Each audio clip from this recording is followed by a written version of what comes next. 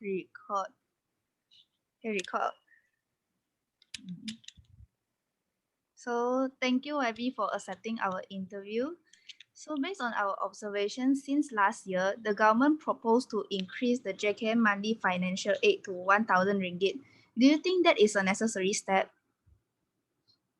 I think there is some misunderstanding there, where actually the government is not increasing to 1,000. It is what I say, for certain category, like there is a bantuan, there is aid where we call it bantuan kanak-kanak. It's calculated per head of your children, and the maximum per family is 1,000. I think that's why people think that the government is giving out 1,000. No, actually no. It is per head 150 to 200, maximum 1,000. So that is So bantuan kanak-kanak.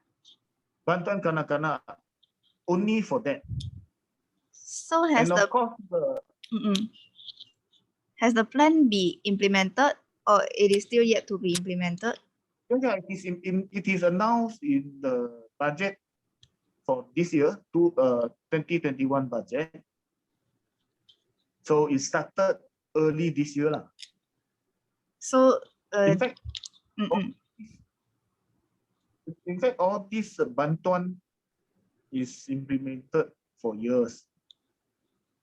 And what is the difference is probably the amount is increased this year. And also, they also what I call reset the the baseline of how you define poor, or what is it? There's a term, garis asas kemiskinan, where previously they set it for miskin, they set it at 950, which is ridiculous. And for miskin tegal, I don't know how to explain in English. Okay, miskin tegal, they set it at 650 ringgit. Where we all know that now we have minimum wages act, and your minimum wage act is setting 1,150, 1,002 lah, make it easy.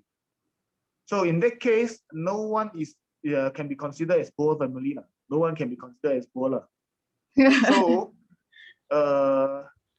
after so many years, finally they agree. They start to amend or to reset the so-called the garis kemiskinan, make it at 2,000 plus lah, which I think is reflects the scenario, reflects the reality now lah. So that is something good about the recent development for social welfare system lah. So and they also increase the bantuan or the amount of the aid for certain category. Previously, it is from 150 to 300. Now they increase it to maximum 500 for certain category, and some they make it 200 or 300 lah. So that is something that after so many years, some positive development lah. So is it bantuan the one that get increased to 500?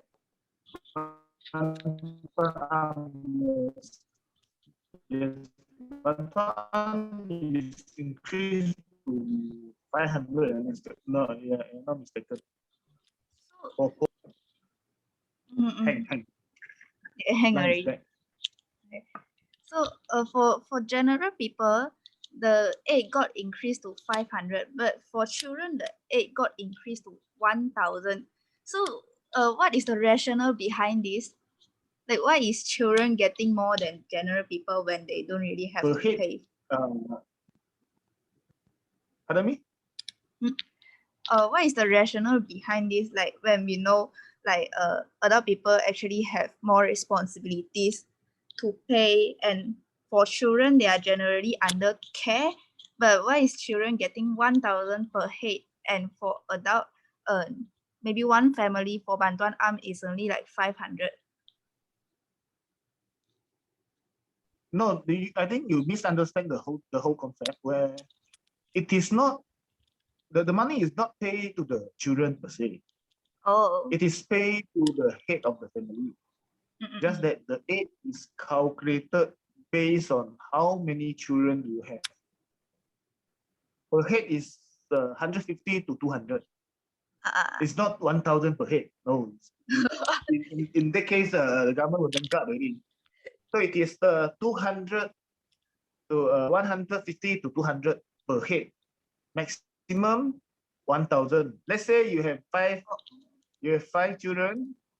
For those who they're in school, you are entitled, your family entitled 1,000. But if you, let's say you have 6 children, 10 children, or more than 5, let's say your family only entitled 1,000 also. That is maximum 1,000. It is not per head. I see. So just now you mentioned it is in the budget plan for 2021, so it will be implemented this year. Do you observe any family that actually get this financial aid? Yeah. The existing what I say beneficiary, they start receiving it since January lah. Since January. Yeah. Okay. So from what we observe, right, like there are some people that say that the criteria for selecting JKM beneficiary is a very long process, and there are no transparency behind it. So what do you think? It, it may be the case, and we always argue that administrative bureaucracy actually delay the process of social justice, and I agree with this. But on the other hand, we actually need to assess carefully each application. In my office, for instance, there are people driving a big car, luxury car, coming in and ask us to help them to apply for the social welfare act. And that is the thing lah. Some people where they do need this money, but they will still at the mentality of trying their luck. They want to apply. And so I think this is part of the reason why sometimes it takes time for the officer to assess, to identify the genuine case. And in fact, some of the genuine case, some of people that we think that they should be under this category, they should be one of the beneficiary of the bantuan JKM, but they refuse to apply. They think that they can still work, they can still rely on themselves, and they refuse to take up the aids from the government. So sometimes it depends lah. It depends on the cases and scenario lah. So you mentioned that there are people that refuse to apply for JKM financial aid. So do you normally advise these people to apply? What kind of advice that you give to these people?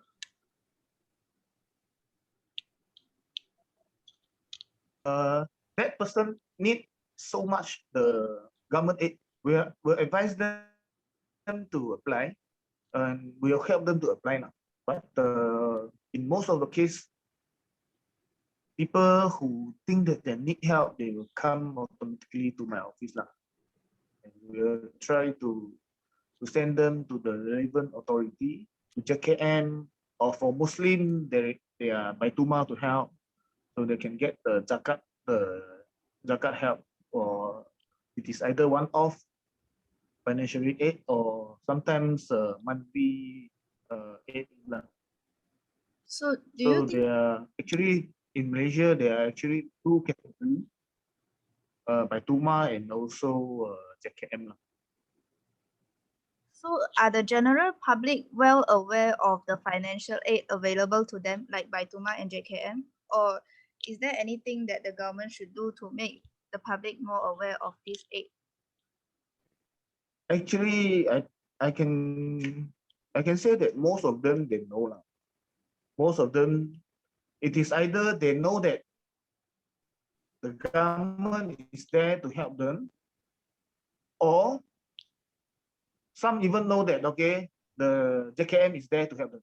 Some people when they come in, they say, okay, I want to apply for the 500 ringgit from the government. I want to apply the 1,000 ringgit. Let's say like what you say just now. I want to apply the 1,000 ringgit from the government. When you ask what is the things, what is the once ask for more detail, they don't know. They might not know, but they know that there's there. Okay, government is ready 1,000 for you or whatsoever.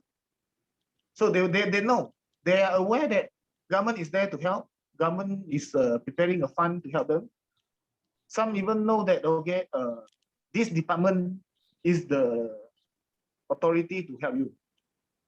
So this is, I think, for time being, people know, people are aware that there are social welfare in Malaysia, and what they need is to explain or to help them in the process of applying application.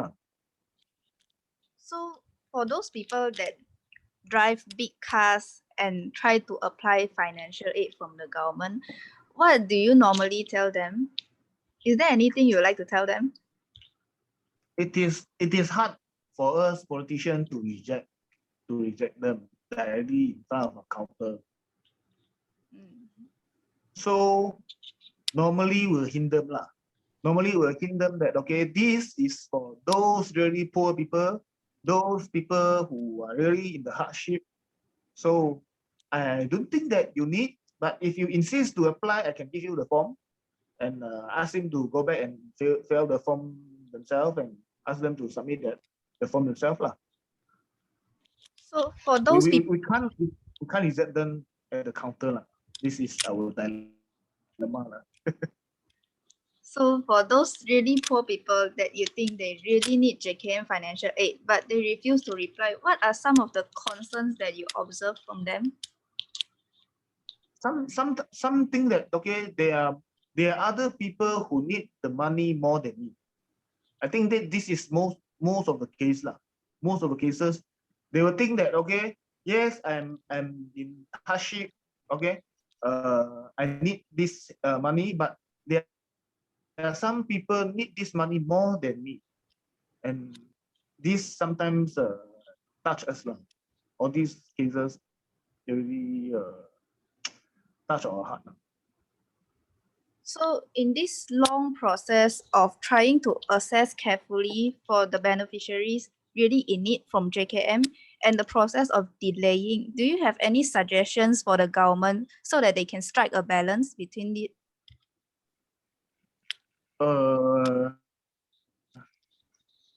Because it involves many other factors also.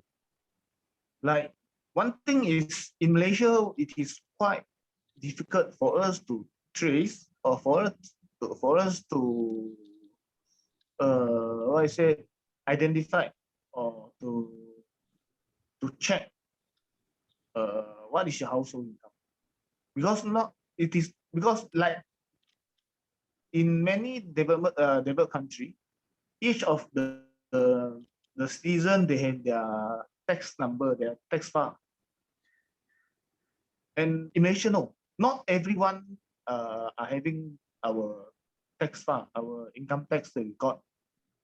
So this is, I think, part of the reason why the process is time consuming, because there's no shortcut for us to identify or for us to check for a person's income. We actually rely solely on what the person provides us. If he said that, okay, I'm earning only 800 ringgit per month, I work in a coffee shop as a helper or whatsoever, you can only trust him or believe on what he said, because you can't verify it unless you go to the shop, you go to a coffee shop and witness yourself, you see there. Otherwise, you can't go to the what I say, the LHDN to check, is this guy, this IC number, income, monthly income is so. No, because most of the case they don't have a tax number, they don't have a tax file in this what I said, LSDN, the income tax. So this is, I think, part of the reason why the process really take time if the officer really do their job. We are not talking about some purposely delay the job or just some purposely create some red tape. But this, if we go to the genuine case also, sometimes it is the reality that they also face problem when they want to verify a person's income. So your office has done food basket program last year, whereby you and your team distributed a lot of food to those families in need. So do you recall any families with children that has impacted you the most? Yeah. some family even don't have enough allocation or enough money for their babies, for young children, where they come to us and ask for milk powder. Some even ask for pampers and other the napkins. So the pandemic is really, I think, is a very heavy strike to all these B40 family, where previously when the economy is good, they can still earn some money. But now most of them are affected badly. So you mentioned that they don't really have milk powder for their children. Do you went to their house, and can you describe the situation more?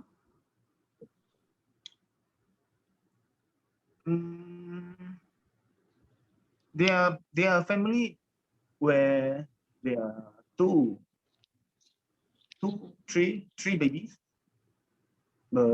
from 2 years old to 5 years old, where their daily meal is just porridge, just plain porridge. And when you go to their house, it is only 4 walls now. Really, this is one, for me, this is the most impressed case lah. Of course, there are others, like the father work in Singapore, and when the country implemented MCO, they can't go in, or they were sent back from the Singapore employer, and they lost their income.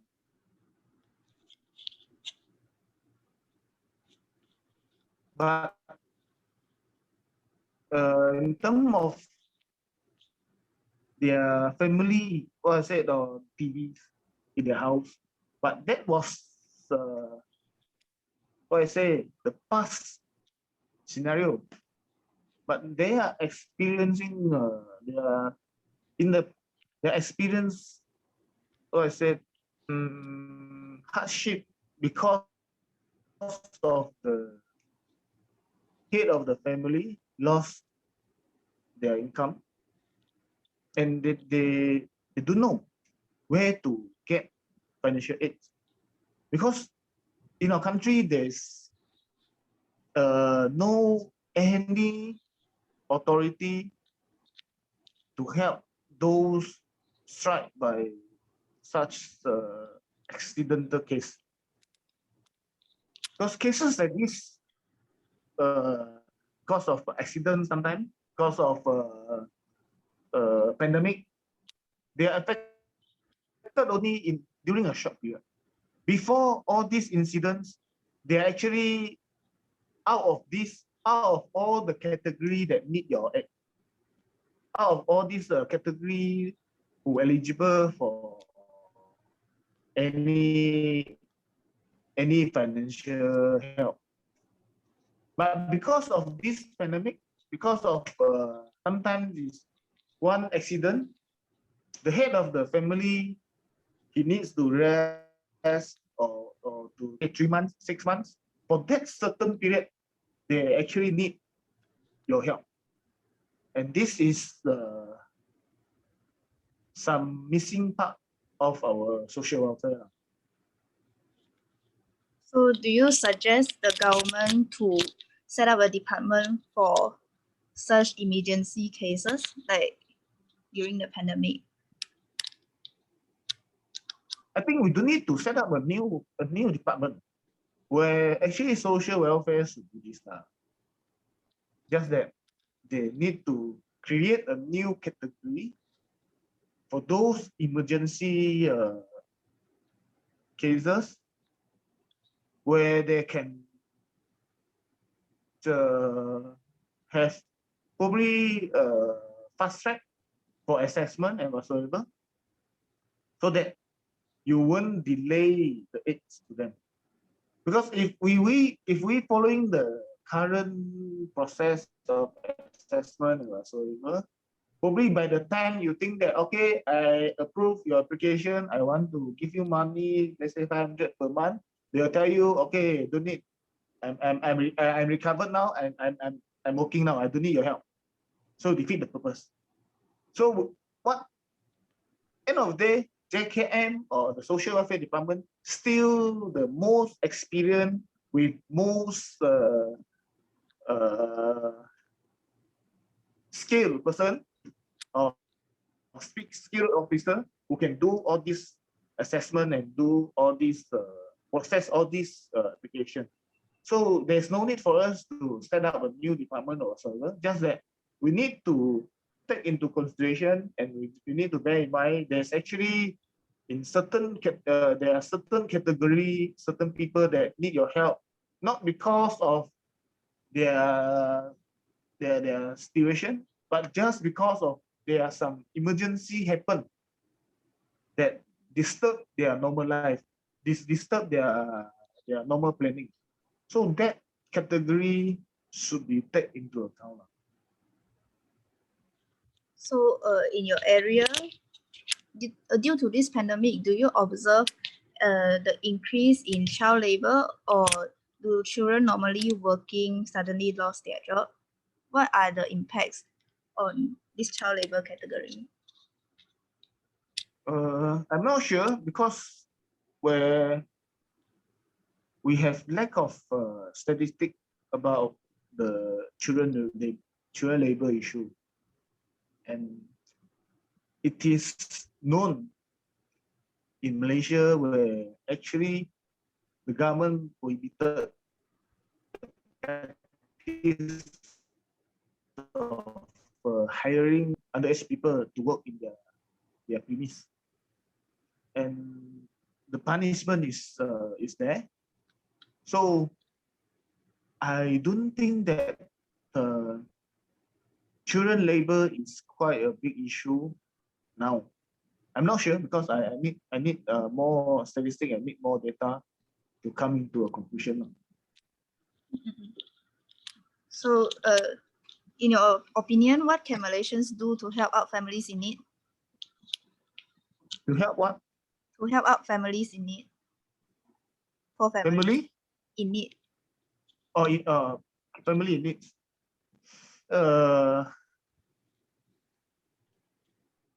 I think besides having all those financial aid, we need to actually help them to solve their problem of income, to help them to generate income, more income.